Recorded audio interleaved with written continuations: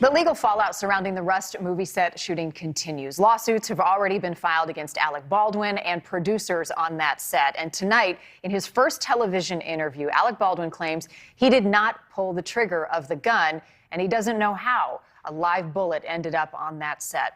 Rachel Fiset is an attorney and partner of a Los Angeles-based law firm. She's been following this case since the beginning and is joining us live tonight with some legal insight. Rachel, appreciate your time. So I guess my big question is, why would Alec Baldwin do this interview in the first place at this point with the investigation still ongoing? He said he couldn't wait and that there are misconceptions about what happened that day. Could this and what he said today be used against him in court? I think that Alec Baldwin is clearly devastated by the events that happened. I think that he cannot get over the traumatic event that he has suffered and the injury that has been caused by this event.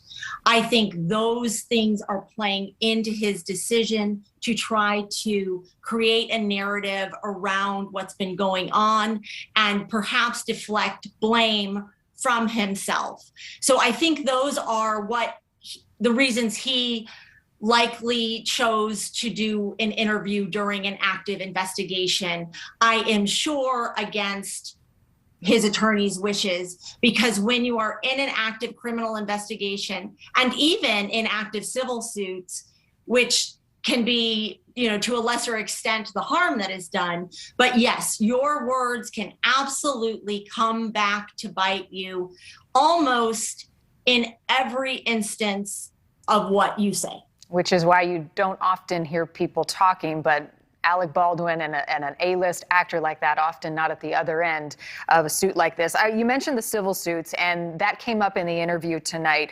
2 civil suits have been filed. Alec Baldwin called them unsettling, and he got into some concerns about settlement money and insurance money.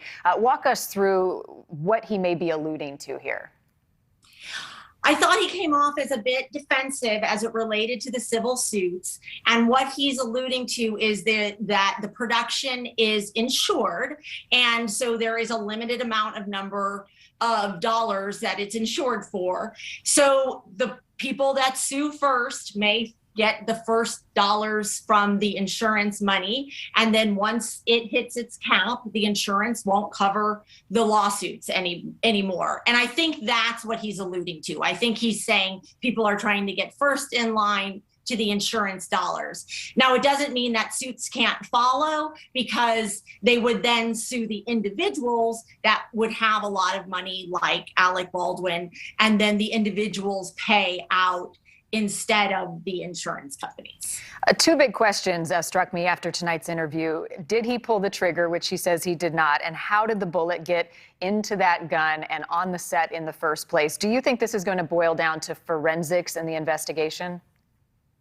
I think it will. And now that he said he didn't pull the trigger, I'm sure that's what he's telling law enforcement. But should it be determined that he did pull the trigger later, those kinds of conflicts between what one says on TV and what one might find later through forensic evidence, that's where you start to do some damage. Should you go to trial, or should the prosecutors think that you're in some way attempting to mislead them?